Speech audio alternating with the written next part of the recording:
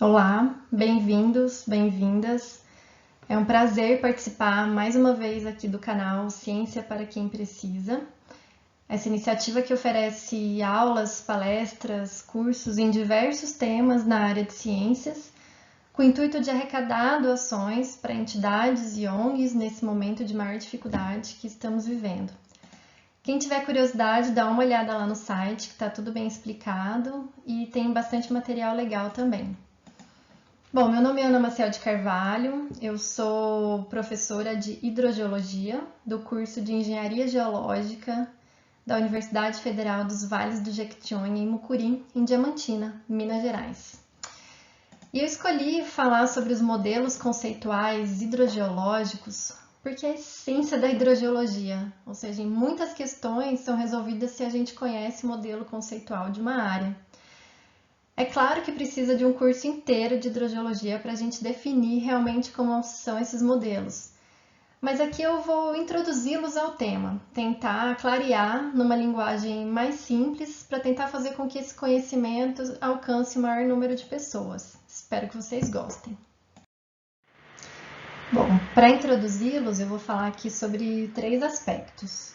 O que é, então qual é o conceito disso, né? O que é um modelo conceitual das águas subterrâneas, para que serve, para que adianta eu saber sobre isso, e aí como que eu defino isso?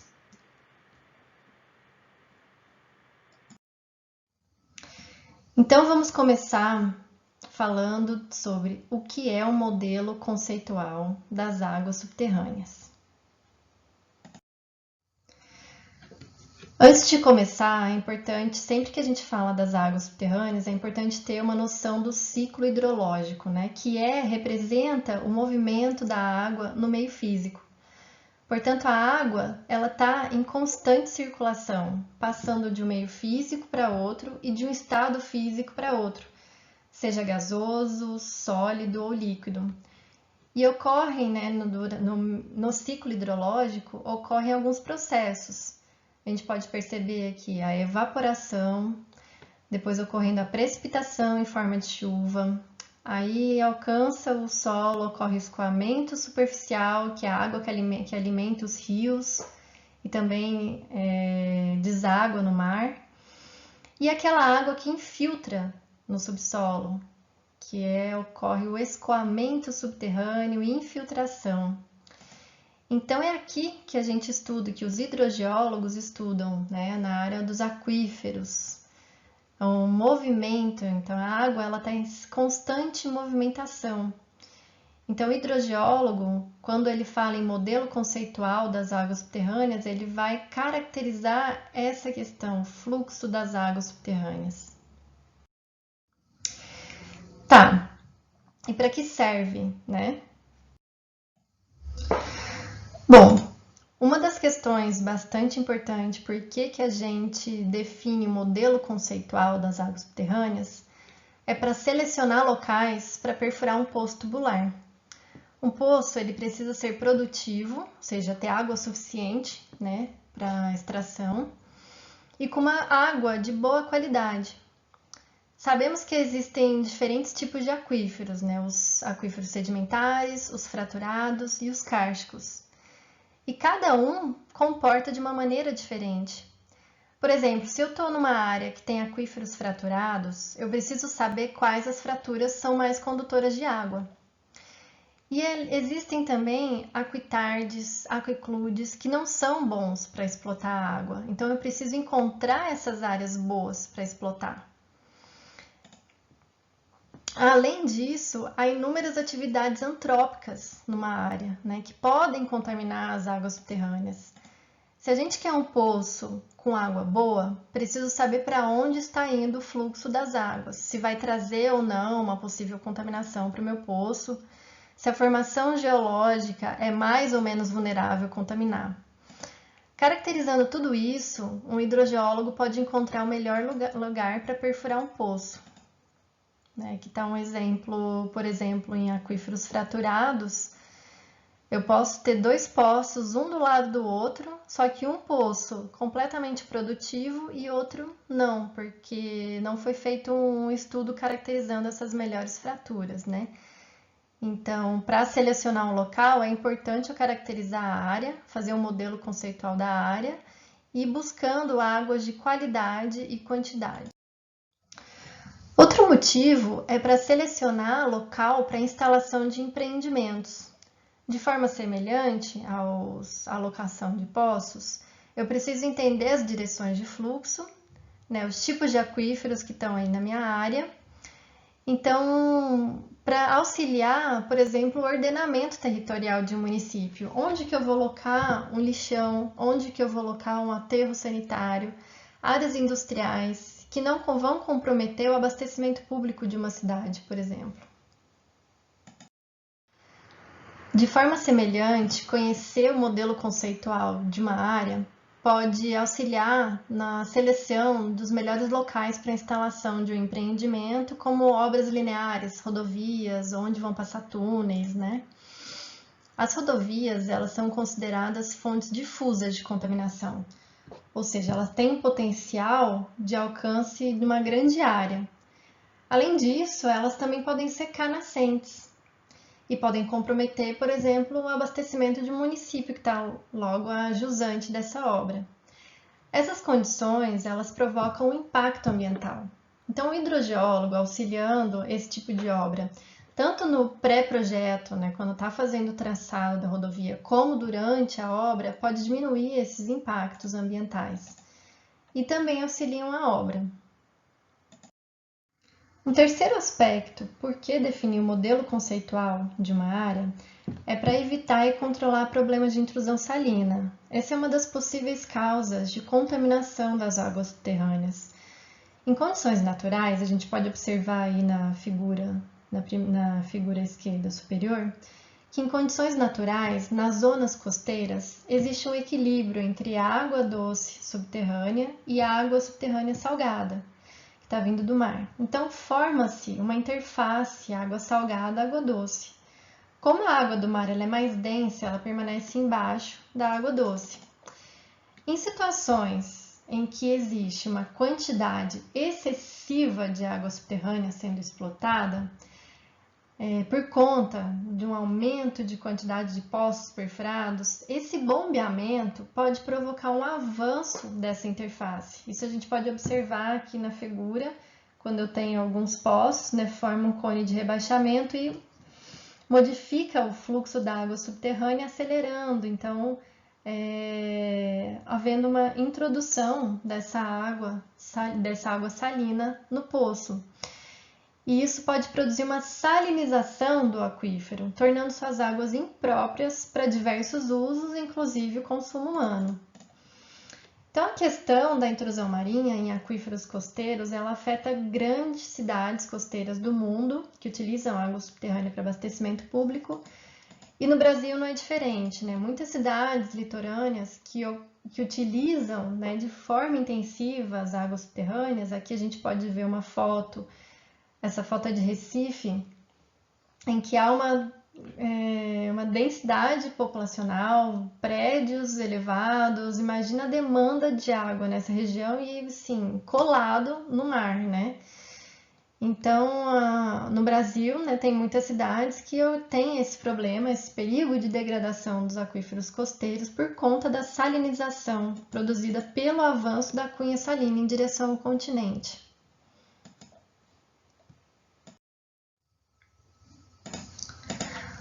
Um quarto aspecto, né, que a gente define os modelos conceituais, é para evitar e controlar problemas de contaminação de aquíferos.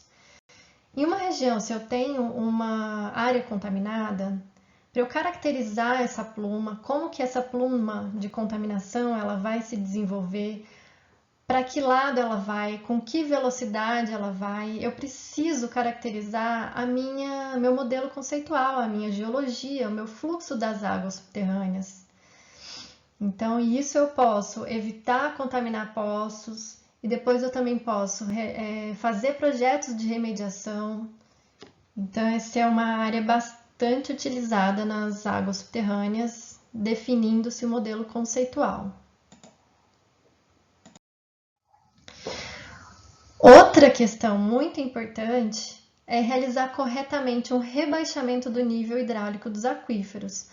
Por exemplo, em áreas de mineração, né? Para extrair o minério, as minerações vão cavando cada vez mais profundo e a água subterrânea ela tá lá. Só que isso atrapalha, né? Geralmente as águas elas atrapalham as obras, a mineração. Então eu preciso tirar a água para conseguir explorar o meu minério, por exemplo. E como que eu faço, né? Então geralmente a gente entende, faz o modelo conceitual da área, entende onde vai colocar esses poços, com que vazões eu vou explotar e também para evitar, por exemplo, secar nascentes, comprometer o uso da água naquela região ao redor. A mesma situação para pequenas centrais hidrelétricas, em que quando eu modifico o curso das águas superficiais, né, lembrando do ciclo hidrológico, há uma interferência, eu estou modificando um pouco o meu fluxo ali, então as águas subterrâneas também vão sofrer alguma interferência. Agora, como que elas vão sofrer, né? Por isso eu preciso desenhar, descrever, caracterizar o meu modelo conceitual da área. Obras, construções de prédios, né? Em grandes cidades, muitas vezes a gente vê aquela água quando está construindo um prédio correndo no meio-fio por muito tempo. Então está havendo um rebaixamento de um aquífero para construir, por exemplo, uma garagem, uma área subterrânea que não pode haver água ali naquela região, né? Então é necessário entender até para não comprometer essas obras, né? Também falando de barragens, muitos estudos de modelo conceituais hidrogeológicos para mitigar problemas ambientais, não comprometer a obra. Então, rebaixamento de aquíferos também é muito importante e é necessário fazer esse modelo. Outra questão também para evitar subsidências do terreno, né? Problemas geotécnicos. Em muitas áreas, dependendo da litologia, né? Se eu tenho, às vezes, uma interferência de abastecimento, de perfuração de poços, explotação excessiva, eu modifico o meu fluxo, pode ocorrer, por exemplo, o que ocorreu em Cajamar na década de 80, que é um aquífero kárstico, né? E teve uma explotação descontrolada e aquilo levou o solo e algumas casas teve subsidência. Então, se eu conheço o terreno, eu consigo fazer inclusive também uma gestão, como explorar melhor explotar melhor a água nessa região, tentando evitar esses casos de subsidência. E também para promover a gestão das águas subterrâneas. Quando o hidrogeólogo entende os modelos conceituais de uma área, ele consegue auxiliar no sistema de abastecimento público, por exemplo, de um município. Também auxiliar o ordenamento territorial de um município, né? Esse caso, por exemplo, no município de São José do Rio Preto, onde tem mais de 4.000 poços subterrâneos, poços tubulares explotando bastante quantidade de água. Então, como que a gente auxilia, né? Entende a litologia, o fluxo da água subterrânea, a recarga e pode auxiliar o abastecimento público de um município. Então, isso é fazer gestão das águas subterrâneas. Ok, então a gente já entendeu o que é o modelo conceitual de águas subterrâneas, para que serve, né? Quantas questões a gente consegue responder, quantos problemas que estão presentes aí no nosso dia a dia. E agora, como que a gente pode definir, né? Como que a gente pode caracterizar esse modelo conceitual? Primeiro, começando pela geometria dos aquíferos. Quando a gente faz uma sondagem, tem toda a caracterização litológica de um perfil, ou quando a gente tem informação dos poços com essas características litológicas, a gente começa a entender a espessura, se tem algum caimento, qual é o tipo de aquífero. Quando eu vou para o campo, faço algumas medidas, tudo isso, dados geofísicos, a topografia do terreno, tudo isso vai me auxiliar na geometria, até que ponto vai um aquífero, em que local que ele é mais espesso, menos espesso, se tem uma falha ou não. Então, definir a geometria do aquífero é o primeiro passo para o modelo conceitual. Além disso, uma situação muito importante é definir os parâmetros hidrogeológicos. E aqui eu vou pincelar, né, os principais parâmetros, vou falar um pouquinho sobre a porosidade total, a porosidade efetiva, o coeficiente de armazenamento, condutividade hidráulica e transmissividade. São parâmetros que o hidrogeólogo, em diversos assuntos, em diversas questões problemáticas, é preciso, às vezes, caracterizar esses parâmetros para compreender o fluxo das águas subterrâneas, né? E esses parâmetros a gente consegue definir com ensaios de bombeamento, né? Por exemplo, tem essa foto aqui, a gente está fazendo uma extração da água em um poço e monitorando em outro, para ver como que o aquífero se comporta quando a gente tem uma extração de água, se ele demora para recuperar, em quanto tempo ele demora para recuperar. E essas informações, fazendo depois alguns cálculos, interpretações desses ensaios de bombeamento, a gente define vários parâmetros. E, além disso, tem ensaios laboratoriais e equações para definir esses parâmetros. Vamos ver cada um. O primeiro, porosidade total, né, que tem esse símbolozinho N, é a quantidade de poros que uma determinada amostra de solo ou rocha possui. Matematicamente falando, é a relação entre o volume de vazios e o volume total de uma amostra. Essa porosidade ela vai ser influenciada pela forma, pelo tamanho e distribuição dos grãos e tipos de formações geológicas, como expliquei numa aula de aquíferos, né, quem se interessar. Outro parâmetro hidrogeológico é a porosidade efetiva. Né? Esse parâmetro ele se refere aos poros que não têm saída. Então, que apesar de formarem espaços vazios, não contribuem efetivamente para o escoamento, pois não estão interconectados com o resto da amostra. Um bom aquífero é aquele aquífero que tem poros conectados, então que permite a transmissão da água. Matematicamente, é a relação entre o volume de espaços vazios interconectados, drenado por gravidade, e o volume total de uma rocha. Então, em um exemplo simples, né, se a gente molha uma bolacha num copo de leite, aquilo que escoa, né, é aquilo que foi permitido haver uma transferência de água. Então, é o que efetivamente vai permitir essa transferência, é o que realmente importa no aquífero, né? Para um bom aquífero é que transmita a água, além de armazenar, que ele transmita a água. Um outro parâmetro importante é o coeficiente de armazenamento, que é o volume de água que um aquífero libera em uma área. Ele é diferente para aquíferos livres e para aquíferos confinados. Em aquíferos livres, quando ocorre a extração de uma água, né, por exemplo, a gente vai ter aqui nessa figura, um poro que antes estava saturado passa a ter ar. Nesse caso, o que acontece? O nível freático ele rebaixa. Mas em aquíferos confinados, os poros vão continuar 100% saturados. Não vai entrar ar, o aquífero está confinado. Então, quando perfura um poço, há um alívio de pressão, da pressão hidrostática. Então, aumenta a pressão das camadas geológicas, provocando uma compactação do aquífero. Então, vai haver um rearranjo dos grãos, reduzindo esses vazios, né? Então, matematicamente falando, é o volume total de água liberada pela área superficial vezes a diferença de carga. Isso no caso de aquíferos livres, esse exemplo aqui.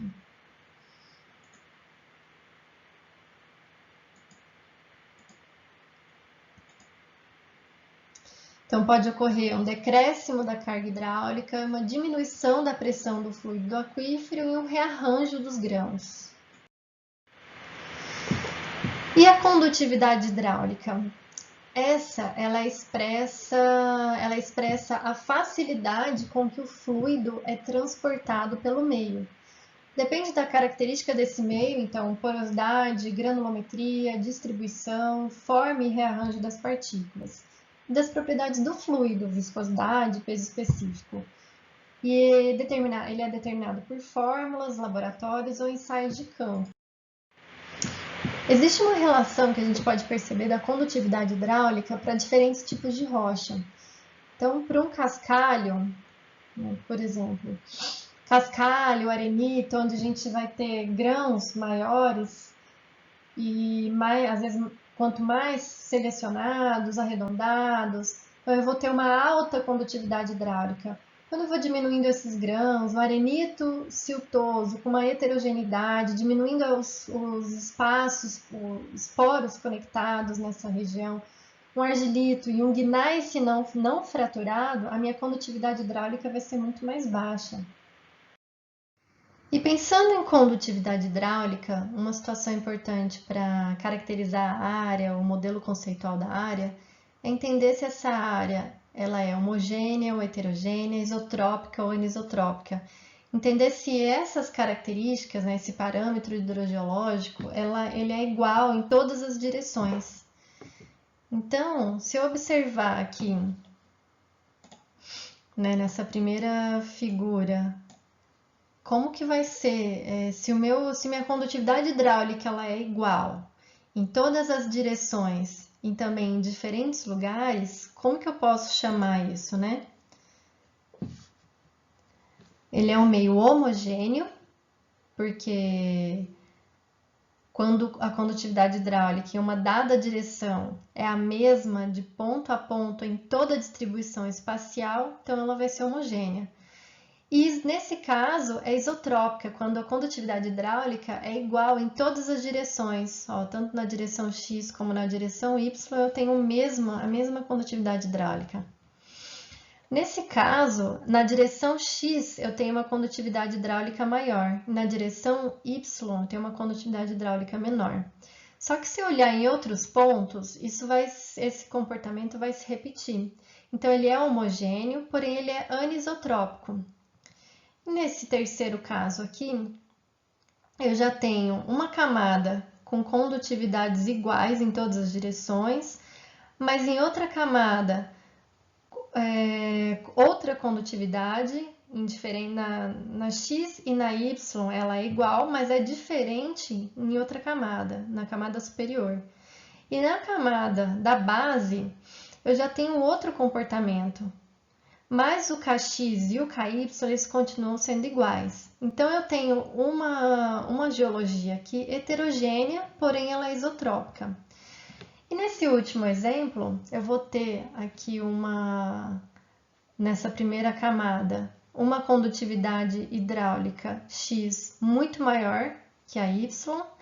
Na segunda camada, também um X maior do que o Y. E na terceira camada, bem diferente. Então, eu vou ter um ambiente heterogêneo e anisotrópico.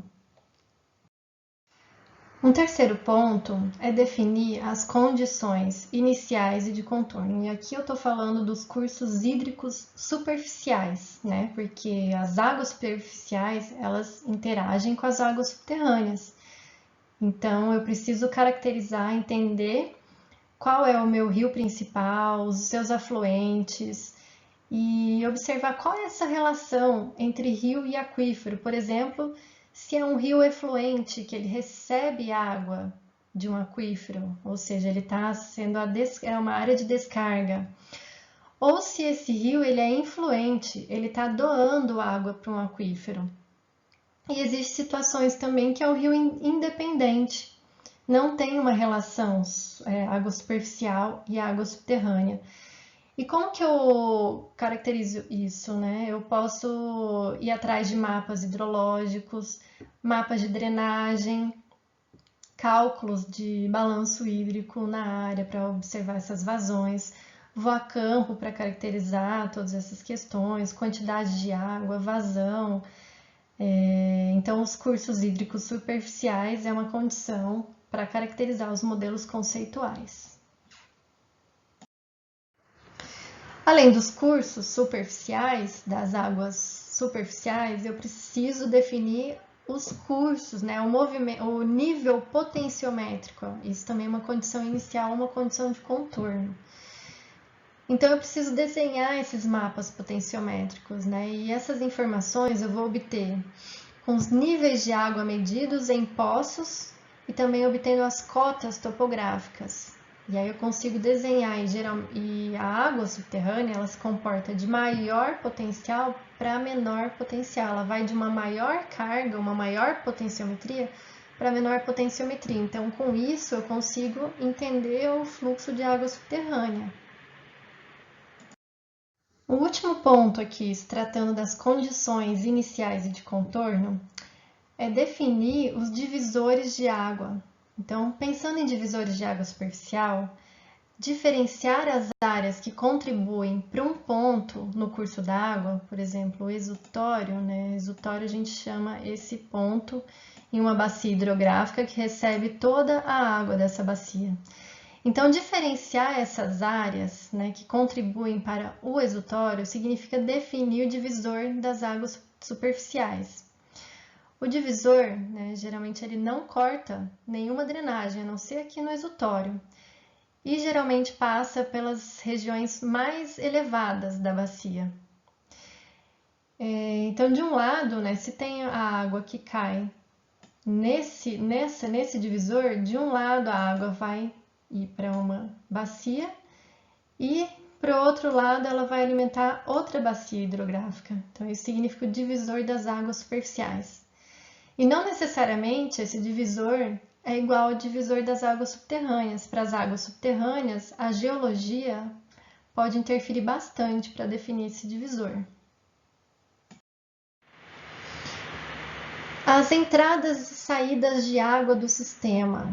Onde estão as minhas áreas de recarga e as áreas de descarga?